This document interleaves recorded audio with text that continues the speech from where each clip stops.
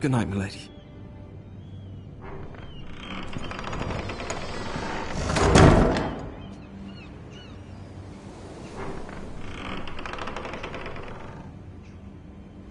Lady Marjorie, you're early. I was hoping there would be time for us to talk. Come, there's something we must discuss.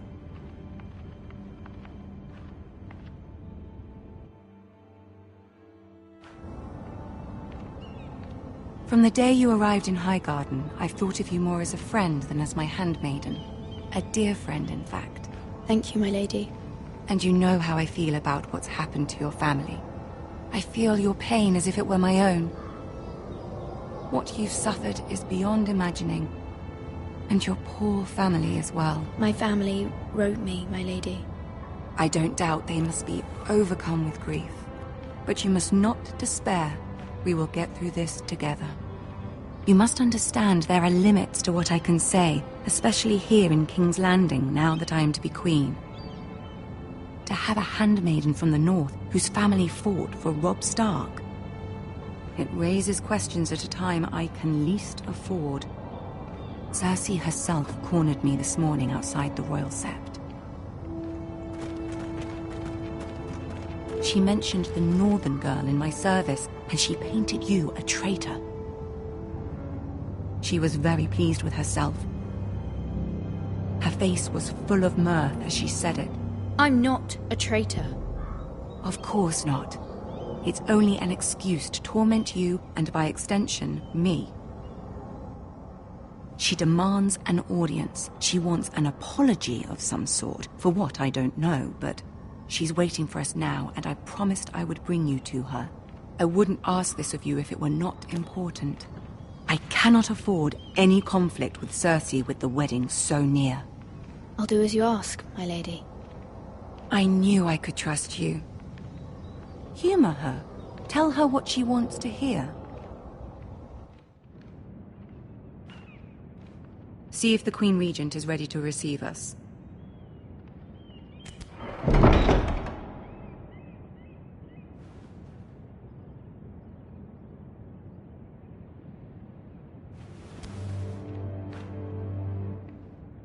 You'll be fine. I know you will. You may feel one thing, but you must say another.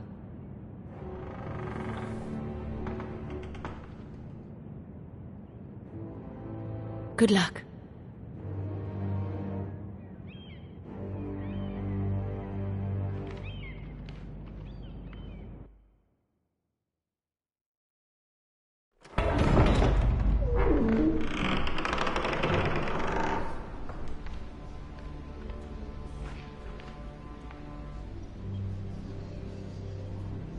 You can do this.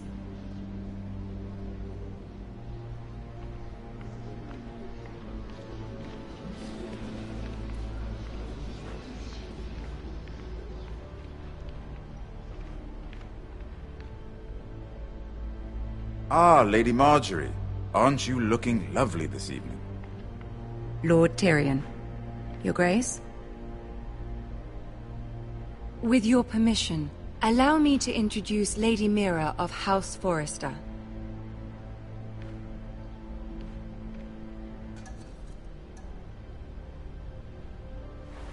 Your Grace. The girl knows her courtesies. Impressive. You may rise. House Forrester is a northern house loyal to the king. Are they? I beg your pardon, Your Grace. I wasn't talking to you. I want to hear from the girl. Is your family loyal to the king? Perhaps you should ask the new Lord Forrester. He's not here, is he? She is. Joffrey is the one true king, Your Grace. And yet, for centuries the Forresters have been loyal bannermen to House Stark. A house of traitors. They were the Wardens of the North. We all served at the pleasure of the king. Clever girl. Perhaps too clever for her own good. The girl did name Joffrey as the one true king. Is your house willing to swear fealty to your new liege lord, Roose Bolton? Yes, Your Grace. Absolutely. I see. Despite the fact Roose Bolton allied with Walder Frey. If it was me, I'd find it difficult to so quickly forgive the men who killed my father. Old allegiances are not easily abandoned. But now that the war is over, we must look to rebuild and forge new alliances. There are ships and shields to be built, and Joffrey will need a steady supply of ironwood for his armies. I'm told there are others who would happily serve that purpose, but I trust we can rely on House Forrester. Forster Ironwood does seem rather unique. Yes, Your Grace. It would be a shame to see it fall into the hands of another house. I imagine you'd do almost anything to prevent that from happening, wouldn't you? Ask any Lannister, and they'd do whatever was necessary to save Casterly Rock. It would be unfortunate to see another house lay claim to what's yours. Yes, Your Grace. I would do anything. I see. What would you have the girl do, Cersei? It's not as if she fought beside the Starks, wielding a battle axe for the Northern Army. It raises an interesting question, I suppose. Can we truly blame those who end up on the wrong side of the war? Our dear Marjorie here was betrothed to Renly Baratheon on the false assumption that he would one day rule the Seven Kingdoms. Can we fault her for her mistake? Should she be held accountable?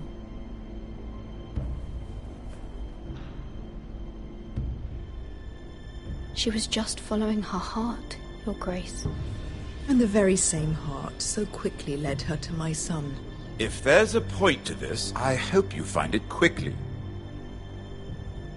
Loyalty can be such a hard thing to define. This city alone is filled with all sorts of ambitious opportunists looking to reinvent themselves, pretending to be something they're not. Who knows what lurks within their hearts? You are a girl from the north, here in service to Lady Marjorie. One can only assume her interests are yours. Yet loyalty to a king, that must be absolute, beyond question. And if your loyalties were to become conflicted between your king and the very person whom you serve, what would you do then?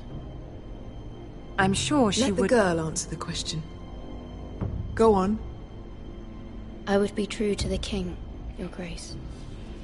Well said. I was beginning to worry you didn't have your priorities straight. She is a threat to the crown, isn't she? The most dangerous handmaiden in all of King's Landing. My sense is this girl will say almost anything to get what she wants. Which is not very encouraging. I'd like a word with you, if I may. Of course, Your Grace.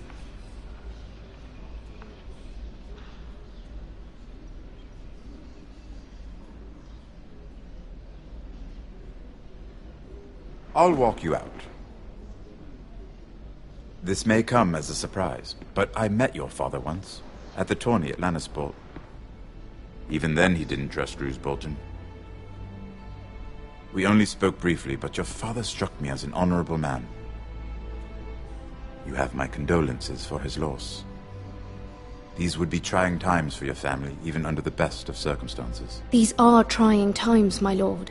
My family fears what might happen now that the Boltons rule the North. They must still answer to the crown. You shouldn't forget that, nor should they. That certainly took courage. To so publicly declare your loyalty to Joffrey for all to hear. Poor Lady Marjorie was humiliated, although Cersei seemed quite pleased. It was quite the first impression. I, of course, found it all highly entertaining. I did it for Lady Marjorie. Rather odd, if that's what she asked of you. But I'm sure she has your best interests at heart. My sister and I have our differences. She takes great pleasure in her little charades. I take mine in thwarting them.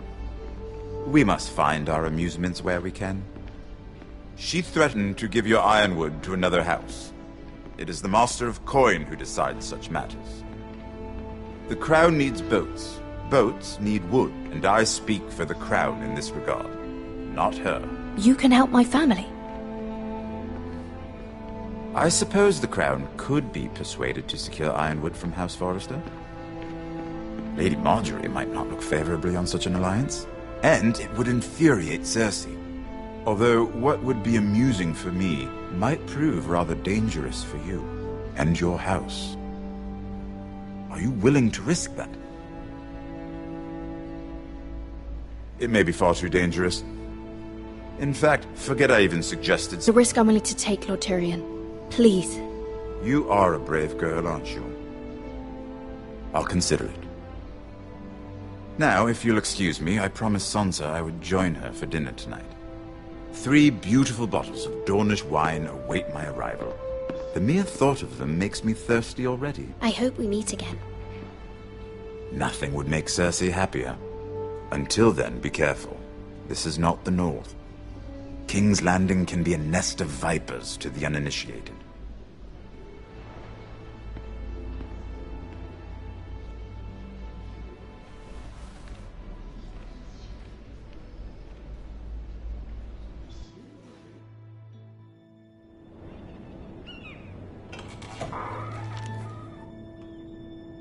Mira, I was worried.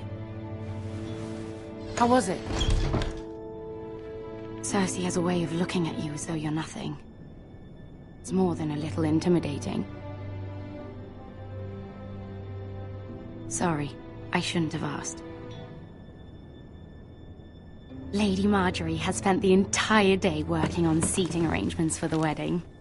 Of course, you and I are seated way at the back, here with the 4th cousins and the 9th-born sons. Ah, Sir Jaime. I wouldn't mind tarnishing that white cloak of his. Sarah! What? It's true. And Oberyn Martell, the Red Viper. I'm told he has a paramour, which I doubt is Dornish for wife. You'll get us in trouble. We're just having some fun. Perhaps Lady Marjorie could make the right introductions. Who knows? We might meet our future husbands. Although, marrying a king, I can only imagine what that would be like. Would you marry Joffrey if it meant you'd become queen? He does have a certain look about him, and he's always treated Lady Marjorie well, which is more than you can say for his mother. I'd be willing to marry, but not Joffrey. Well, I would marry him. Imagine the power you would have as Queen of the 7 Kingdoms. I might even allow you to be my handmaiden. Let's see, who else should we marry off? Brienne of Tarth and Tyrion Lannister. What a perfect match! Sir Bronn and... What are you doing?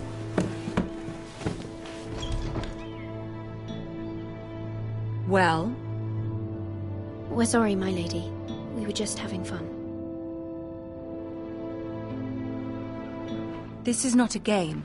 It's a battle plan. Allies and enemies can be made with every move. Yet they say it is men who are powerful. The Queen was pleased by your display, Mira. I'm just glad it's over. King's Landing can be exhausting sometimes.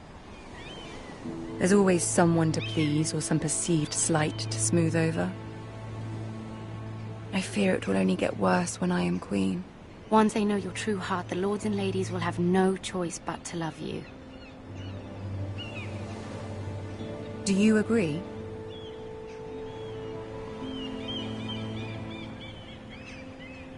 Once you are queen, the lords and ladies will do their best to please you. You learn very quickly. You were brave agreeing to obey the Boltons. That cannot have been easy. I know you must fear what Lord Bolton might do to your family. I do appreciate your willingness to appease her, as difficult as it may have been. Thank you, my lady. There's been something on my mind. Something important.